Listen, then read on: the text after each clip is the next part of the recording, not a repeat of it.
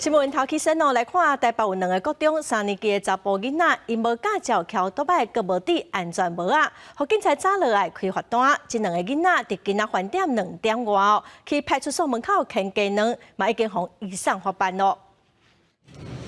这个查甫人甲自动门试开了，徛伫咧大门，向警察所内面等鸡卵，连续等5粒，互内面臭摸摸。警方出面解冻，解带入去侦讯。他们就砸几个，然后警察就冲出来。这2个涉案人拢是高中3年在校生，会这么激动等鸡卵是早着有谋。伫代志发生之前的2点钟，2人骑乌托摆，互警方抓到，无照驾驶又搁无戴安全帽啊！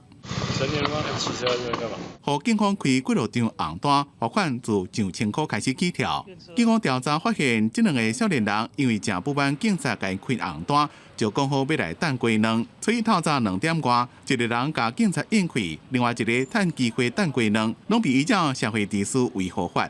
喊请检方侦办。双方是因为在前一天23时的时候，因为无照被扣车，那后来双方是有合意，然后有共谋的部分来做这个丢掷鸡蛋的动作。警方表示，像这种涉及到社会法的法案，自108年到111年，总共有超过7000件。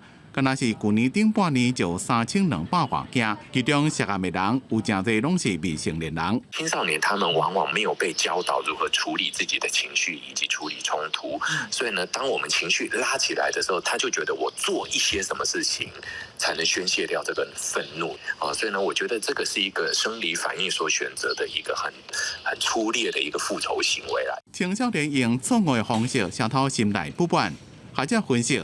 这毋但是对法律的认识无够，也甲毋知安怎处理情绪有关系，建议对教育面来改善。不过，代志发生迄当阵的过程拢被翕起来，警方无排除另外1个人涉案。记者综合报道。